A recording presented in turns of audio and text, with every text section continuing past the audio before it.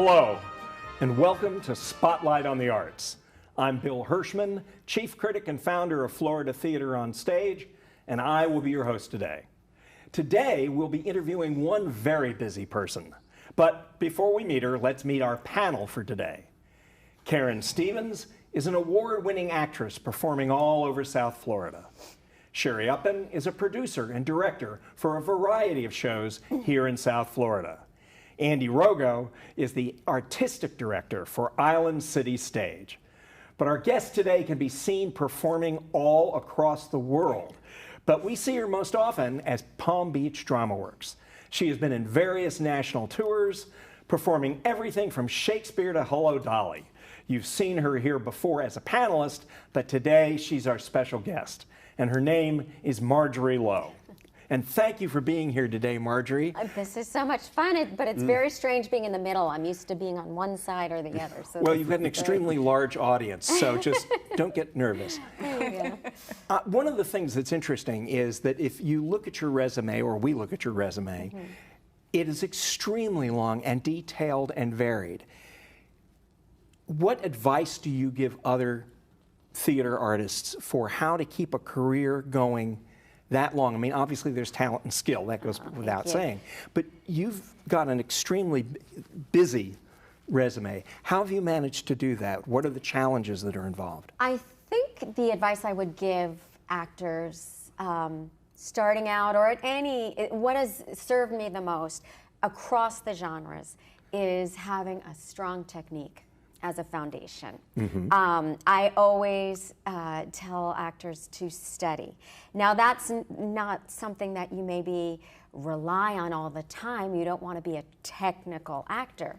But without having that underneath you, I don't know that I could have crossed over into musicals and theater and film and television and all of those different genres without having that foundation. So how did you obtain your technique? Acting is something I've always done. You know, some people come into it later in life. I was one of those kids that was singing and dancing on the table. In fact, my mom passed away a couple of years ago, and I found in a box a cassette tape, which says my age, but of me at 5 years old singing "I Get No Kick from Cocaine," not having a clue what I was singing about, but you know, it was just something I've always done. Were you a child performer? Did you perform professionally? Not professionally. In school, it's just always been like breathing. And I know, you know, for certain actors, probably you as well, it's so a part of who you are. It was never a decision. I just knew that this was something I was going to do. And I went to school for theater. Where? In Virginia, at Shenandoah University and Conservatory of Music. And here I was from Long Island, and I met my husband there from Saskatchewan, Canada, Clive Challerton, and had a great, great teacher there who really, he's since gone, but Harold Herman was our professor, and he had studied with Uta Hagen, and he really, really instilled a foundation of technique again.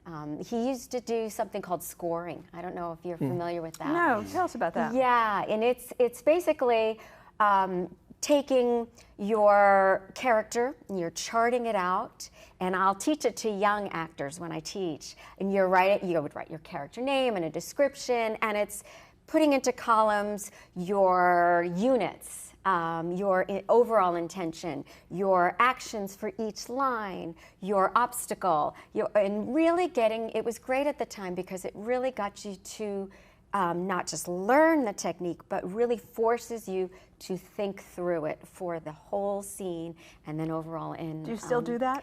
I don't use the scoring anymore as much, although I do find if I'm stuck, it's a great thing to go back to.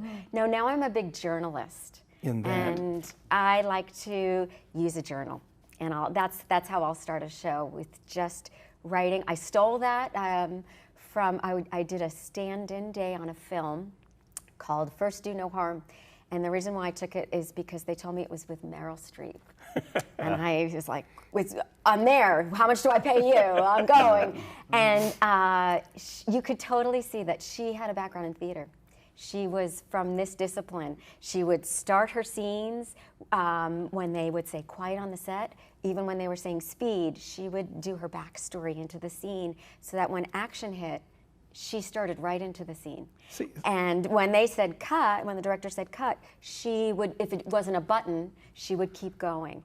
And she was a journalist. Everything was in her journal. She had all her intentions, everything written out. When I look at you and read your resume, I keep thinking the word career. In other words, not just a single show, but a career. When you were first starting out, what was the toughest part about starting out? Again, people watching going, you know, I'm thinking about doing this, but I don't know, should I go to New York? What was the hardest part in the first few years? You know, when I started out, we moved to, my husband and I, like I said, we met in college, and then we moved to New York. And the biggest challenge at that point was finding an agent. And really getting representation, and I think it probably still is. We didn't have the access of websites. You know, we were still sitting there sending out postcards from your Ross report, and right? You remember those days? Yeah, and it's just the acting part is the easy part. That's the fun. It's the business end. That I would say is the most challenging. You know, we moved to South Florida. We started a family, and it's been wonderful. My son now is a senior in high school, so it's opening up all these new opportunities. I've kind of stuck to home, but now I hope to spread my wings a little bit. But boy, that business end has changed. We were just talking about it in the green room, and is he in the business, your son? Oh my God, no. Absolutely not. He comes to the theater and he just wants to go into the tech booth. He wants to go into political science. So that's his version of theater. But it is theater. It's definitely theater. Yeah. So he has his own version of expressing himself. So Margery, go back to New York a little bit Yeah. and talk about your experience. Like, what was the first professional job you got? How did that lead to other gigs? Well, when I was there, and it still is, the first thing you want to do is get your union card. Now that's a little different here in South Florida, although I'm on the liaison committee, and we're hoping to change that way of thinking. But you really weren't considered a professional unless How did you get your union card? I got my union card from Joey Patton. Shout out to Joey Patton. If everybody knows him from the Carousel Dinner Theater. Ohio. Remember him with his dog in his purse? He used to direct with his dog all the time. And we're friends on Facebook now. But yeah, he gave me my union card, and the rest was history. The auditions were the easy part. You know, it's sort of cliche, but if you think about it as 2 minutes of your chance to perform and take that intensity of having to get that job off, and just, you know, it's not, we say that, we don't always do it, Right. But yeah, that's the fun part.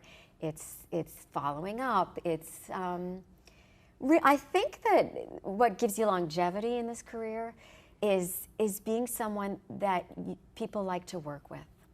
And I'm sure you say this as an artistic director.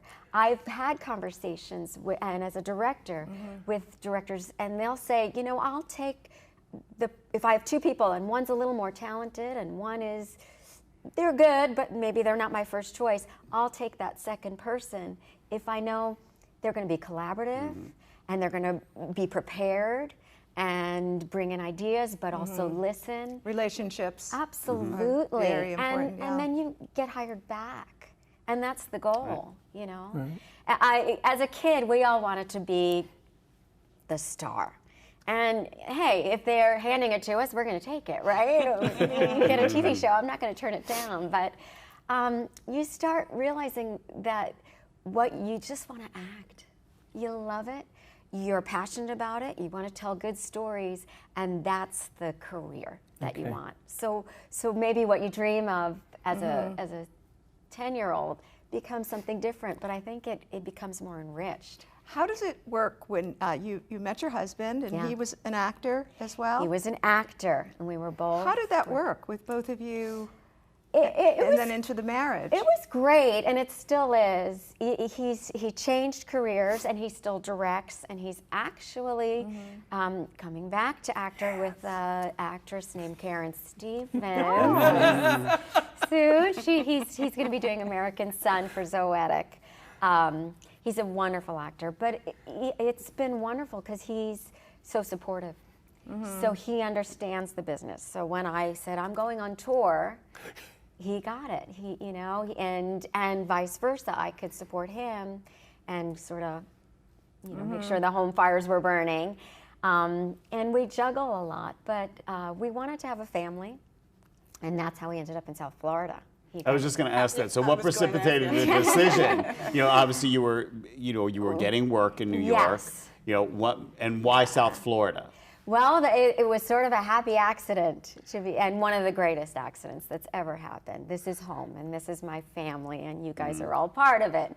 But we were working in New York, and knock on wood, things were going very well. And that's I got cast at the Stratford Shakespeare Festival up in Canada, which was an opportunity of a lifetime. And so while I was there, Clive was working in Toronto doing a lot of film. And then we had discussed having a family, and he changed careers altogether. He went into financing, and he said he got a job in South Florida and said, we're going to move to South Florida. And I said, we're doing what? I had no clue. I didn't know what to expect. I didn't know if there would be Union Theater, if there would be community theater, anything. And so we literally just picked a spot on the map, came on down. I had auditioned before I got here and got cast at Florida Shakespeare Theater, which is now Gable Stage, in Othello, and came down, and the rest has been history. It's been the happiest move that we've ever made. Yeah, it's been really wonderful. We're very lucky to have you. Oh, thank you. You spoke about juggling. Yeah. Now, what about trapeze? Oh my God. You've been reading my resume. I've heard there was a rumor. I have special skills. I know how to swing out on the trapeze. I know how to do a catch, turn around, and catch back. And that's my When did you trapeze do skills. that? Were you in the circus? No, I was at Club Med. But I found out I had a skill for it. So now that's my special skill. Do you practice? No, but I get a lot of directors that ask, if you're sitting around waiting for sides or something, it's a great little discussion piece. They'll say, what is this trapeze skills? So that's another trick that I would tell actors, have really fun things on your special skills because you never know. And be able to really do them. And be able to do them. Right, exactly. There's an in-house joke there. So. So, besides your son, in such a long career, what do you consider your greatest triumph? Wow, that's a tough question. You'll get asked what your favorite role is, and I have a hard time with that question because it's like asking who your favorite child is. Right. More recently, I guess I have to go to Picnic, which won you a Carbonell. It did. So it had such a beautiful ending. And I won't lie, that was a great, I loved getting my award. It's exciting and wonderful. Yeah, for sure. You love that recognition. But that was a real challenge. That was a show that Bill Hayes called me and said, I want to do this show. And I'd heard of it. But, the role I played, Rosemary, had evolved into being cast very differently. A different body type, a different age range. It wasn't originally, but it had sort of developed into something I thought, I'm not right for this. And that was a lesson unto itself. And he said, no, I'm reinventing this. I have a different way to look at it. I see Rosemary as an older Madge, which is the main character. I see her as someone that was defiant and chose not to get married. And he had a different concept for it. So I was a little hesitant. And I jumped in, and boy, did I learn some of the biggest challenges have the biggest rewards. In 2001, I went to the O'Neill Center in their critics' Institute, but also got to hang out for a solid month with directors and actors and playwrights. And it was an education to hear for the first time in my career actors and directors and playwrights talk about their own work and work they had with other people, at which point I discovered there's no one more critical of other people's work, let alone their own, than other theatrical artists. So I'm going to ask you a really tough question. Is there a part that you've done that you went, I never quite got that. I would love to do it again because I just never nailed it the way I had hoped to? Right. I'm going to give you the honest answer. All of them, and then none of them. You know, they're all. You all say, "Oh, I would go back. If I went back, I would do this differently, or I would do this differently." But that at the same time, they're so true to where you were at that moment. That was, and you bring yourself to these roles. You know, I'm not a queen, but I'm going to bring Margery to playing a queen, or you have to find yourself within them. And that's where your headspace was at that time. So hopefully they're representations of who you were and they're honest at that moment. Well, you're very fortunate. You have a great look, and it doesn't seem like you would necessarily be typecast in anything. I think you could do, do you find that? Well, I'd like to cover all the genres and styles. You know, I'd like to do comedy and Anything on your bucket list? Yeah. again, I'm going back to the lame answer, but all of them. I do have some roles. I mean, I want to do the Medeas and the Mother Courage, and I want to do the Chekhovs and all the great stories.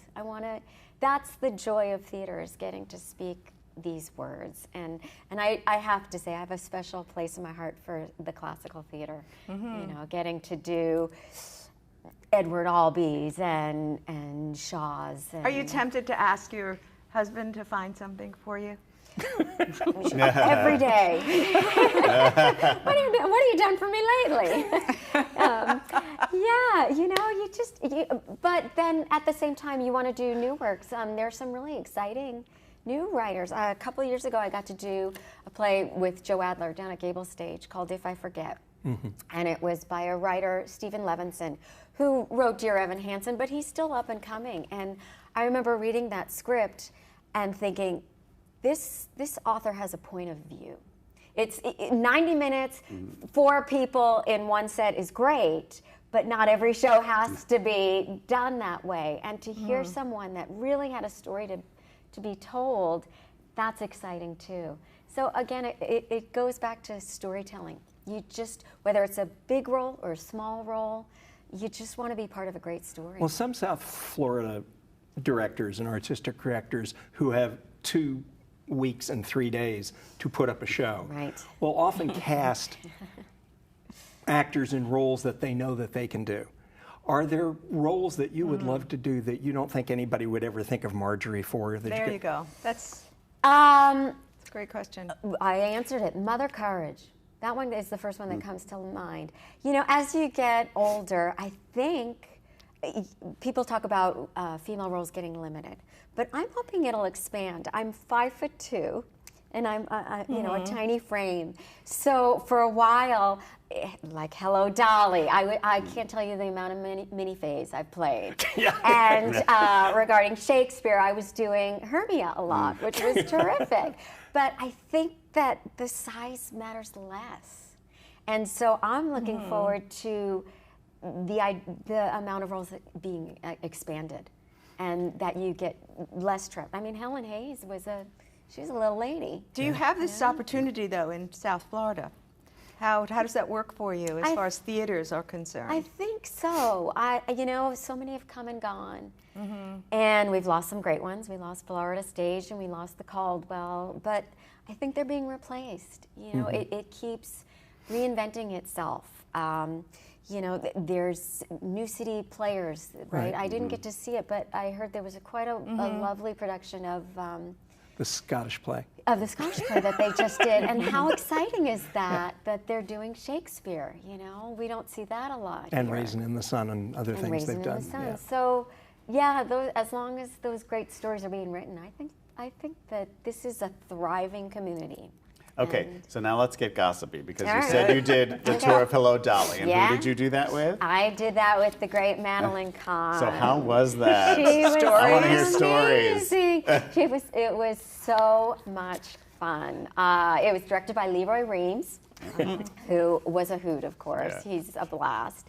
And you know what? That was a learning experience, because here was a woman who I knew and worshipped, and she entered that role, even though it was a musical, she was an actress first. And she approached all of the script, every moment, as an actor. And a musician second. So when Dolly breaks the fourth wall and has to wave to the audience, she really envisioned them. She would give them backstory in her mind, she said, of all the characters, or she was talking to Ephraim. Everything had to be justified. But the best memories I have of that tour are her warm-up at about 15, our 15 call. She would call myself and the woman playing Irene Malloy, and we'd go in, and she was a B-52s fan. And every single night we would just rock out to Rock Lobster or Love Shack and had a blast. So she was a lovely, down-to-earth woman that was really brought her acting skills to that role. Yeah, it was so much fun. What do you consider your biggest challenge to date, as being an actress? I would say the biggest challenge is to just keep going. You know, you were asking about getting typecast, and I think the challenge of a small community is that you do get known in certain roles. And sometimes there is a great gift in anonymity. You know, we see them bring in someone from maybe New York or somewhere else that they don't know, simply because it's a fresh face. And so you want to remind some of the artistic directors here that you can do other things that maybe they've seen you do. Are you proactive in your career? Do you make calls? I do. To any directors? I'm writing on those emails, and I'm calling. I think that Yeah. this maybe you can elaborate a little bit for those people who young actors who watch the show and might want to have some hints on how to stay fresh and passionate as you are in your career. I think I would say, besides being proactive, you're your own agent. You know, you have to be on top of it. Is being gracious. I've found that just the simplest thing of saying thank you after an audition. Now you have the luxury of dropping an email, you know, as opposed to write. But I think writing a handwritten note, and saying thank you for the audition, doing your work, keeping in touch, following up. Those are things that I think, you know, you forget that we're all human. You know, when you're younger, you're like, oh, this is the director, but we're all in the same in the same storytelling genre, and we're all in the same family. I think that's a point now that we know emails. Because years ago we didn't know emails, and how would you get to the direct? That's you don't want to bombard nice. them. And again, don't lie. Yeah. Don't lie. Don't say, I don't do the emails. I know there are some actors that do of, I'm booked, so I need to know right away. If you're not booked, I wouldn't do it. We're in the home stretch, so I do want to ask, you have a long history here, and you've seen the place evolve. Where does this community need to go? What is the hole in it that you'd like to see addressed? I think I would like to see a lot of the theaters, which they do, but I'd like to see more of it, really nurture their actors, their local actors, long term. In what way? Like a Steppenwolf. You know, trust. I know it's easy to bring in actors, and there are roles that can't be cast locally. But I'd like to see the continuation of trusting and nurturing the family here. How? And what by example? Readings? How do I elaborate on that? Well, you know, I think the challenge with that is Yeah. partly that, you know, when you're in New York, there's always somewhere to be taking class, and most professionals do continue to take class. Right.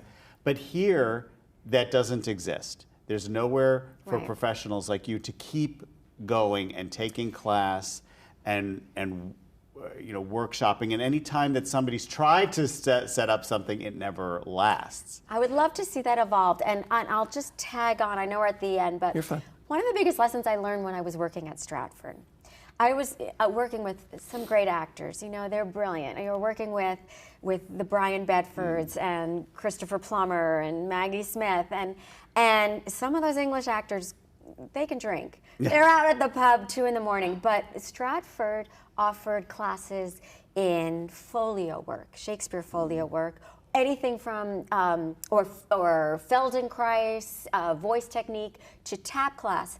And I had tap class with Christopher Plummer. Wow. Or I would do folio work with Brian Bedford, who had it memorized. He didn't, but it was a mindset of continuing And you education. think that this is, we could establish something like that I would here? love it. I would love it. I know Peter Gelman's trying to do that a little bit, but I think that would really grow the community. Excellent idea. But real quickly, though, I just wanted to say that Ken Kay does do acting workshop And at Beth Drama Works. Diamond. Beth Diamond, Michael Leeds, Jane Kelly, Mark Durso. So there are a few people in the community, some resources for people who want to take acting. Yeah. Well, folks, we could do this another half hour. Yeah. Hell, another 2 hours. Anyway, I'd like to thank Margery so much. Oh, thank you. I'm sorry to announce we must bring the show to a close. I want to thank our panelists for being here today, and especially Margery for taking time out of her busy schedule to be here. Spotlight on the Arts is a community program, so we invite you to participate. Drop us a line. Let us know how we're doing. You can email us at spotlightonthearts@browardschools.com. And while you're on the computer, make sure you check out our favorite websites, which are floridatheateronstage.com and beacon.tv. Please make sure you tune in next week for another episode of Spotlight on the Arts. And as the creator of this show, Iris Acker, would always say, go to the theater!